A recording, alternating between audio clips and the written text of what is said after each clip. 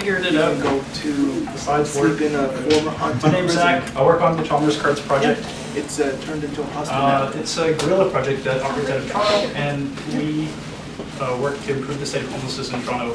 Homelessness sucks, and it really shouldn't exist. There's so much money in Toronto. Why does homelessness exist? So we're collectively trying to figure it out. Homelessness did not always exist in Toronto the way that it does today, and we believe that the fight against homelessness is in part solving small, discrete problems. The Chalmers card was an example of that. So we have two current projects. One of them is the Chalmers card itself, and the other one is the Chalmers signal, which itself is comprised of two separate projects.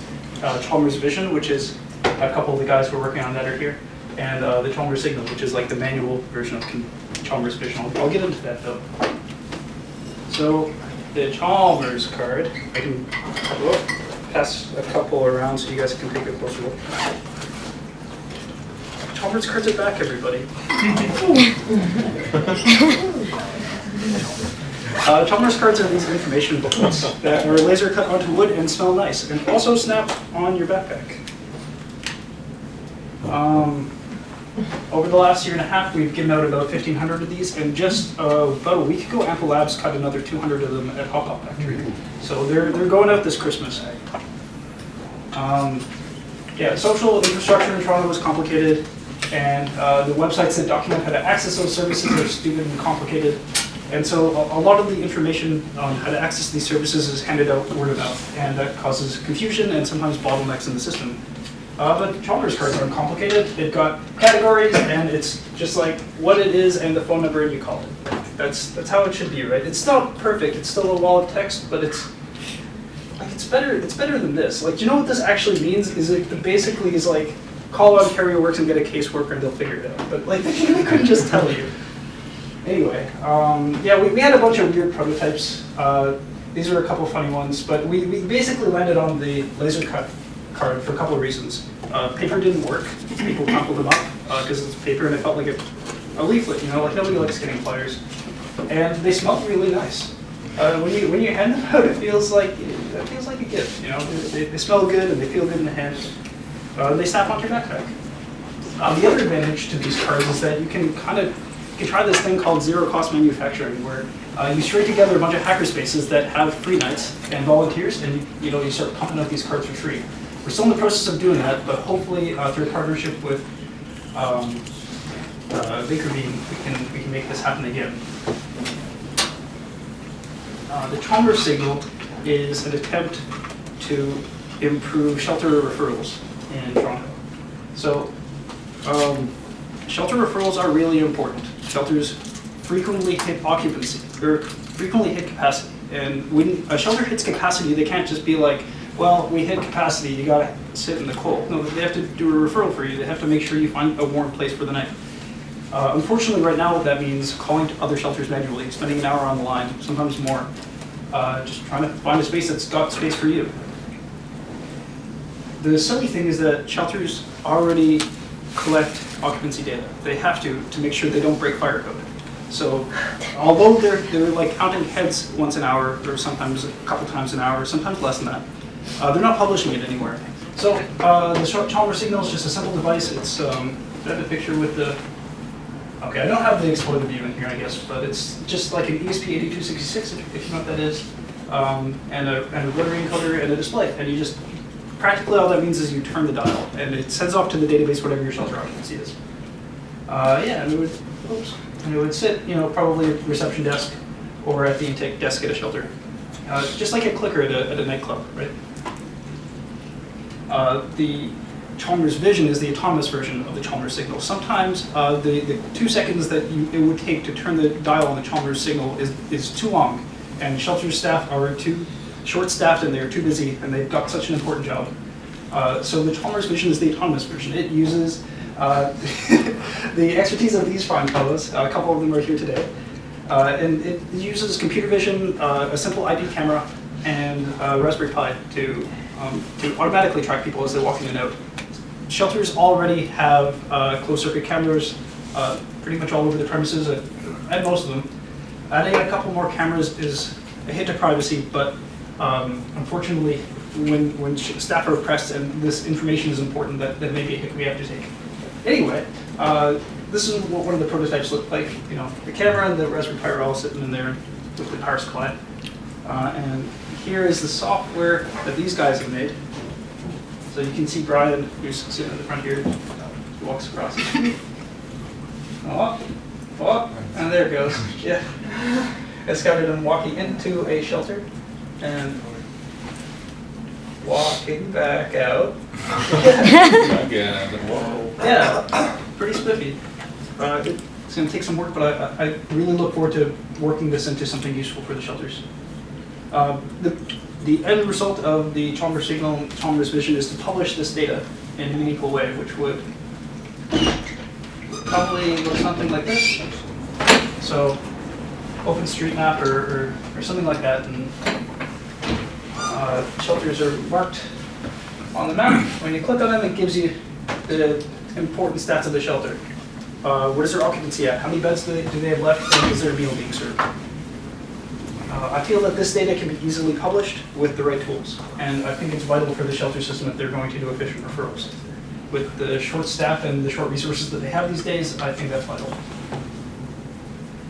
Yeah, so Amplab's made those cards, so they're going to be given out. They're going to be giving them out this week and the coming weeks. If that interests you and you want to help out with that, contact me and I'll put you in contact with them. Chalmers Cards is also aiming to put the first Chalmers signals into shelters before Christmas this year. If you want to help with that, I've got a lot of firmware still to write. Please help me. I'd be very grateful. And if you want to contribute, everything that I've talked about today is free and open source with an MIT license, and it's available on the Chalmers GitHub. You can find all those things there and contact me with any of these.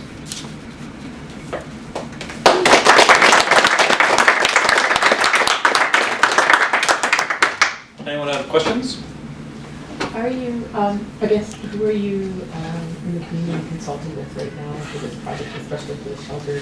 Are you like talking to anyone around Toronto, or with the consulting? Because this is obviously a great idea.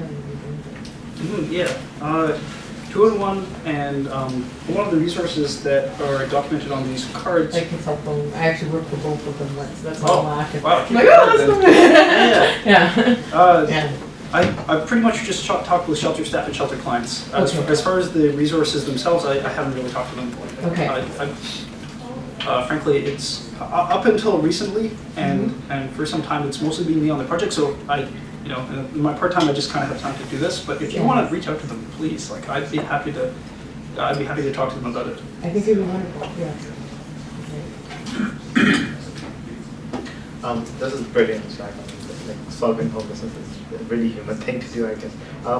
What are your challenges to outreaching more people, and how can you scale up to a level that you can literally reach as many people as you would like to?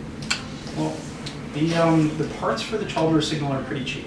I can finish the firmware and I can put together that site, or if folks want to join Chalmers and help the Chalmers team build those things. The parts are inexpensive enough that we could probably deploy to all of Toronto for under a few $100s. How do you intend to raise? No, I mean for a few $100, I've got a job I can pay for it. What is Chalmers? Where does the name come from? There's no easy answer to that.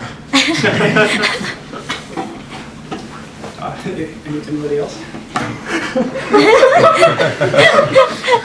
So in the demo video for the Vision, there was one person walking back and forth. Yeah. How competent is it with groups of people walking back and forth? It's not. Yeah, it dopes up when you get a couple people passing each other at the same time. We've talked about plans to remedy that. A camera from the top down will help. Training the neural net on to recognize some big shapes, perhaps like the rectangular shape of a cart that somebody's pulling behind them, or or like when the two blobs come together, it can be like, oh, this is a double person blob. I don't know, a lot of work. Can you say a little bit more about zero cost manufacturing and how you kind of found out about that and how you're hoping to apply it to this project? Yeah, sure.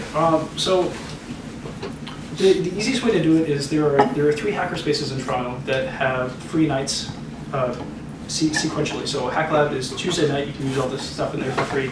Wednesday is Toronto Tool Library, you can use their stuff on that night for free, and then Thursday is Site 3. Each of those places have a laser cutter, and I naively one time went into CSI and I was like, hey, I'm making these cards, does anybody want to help out? And I got bombarded with emails, people being like, yeah, I'll man a laser for you, though I don't know how to do it. And that was amazing, that was really heartwarming. The challenge there, as it turns out, is not all lasers are created equal, and only the Hack Lab laser was capable of cutting these cards, unfortunately.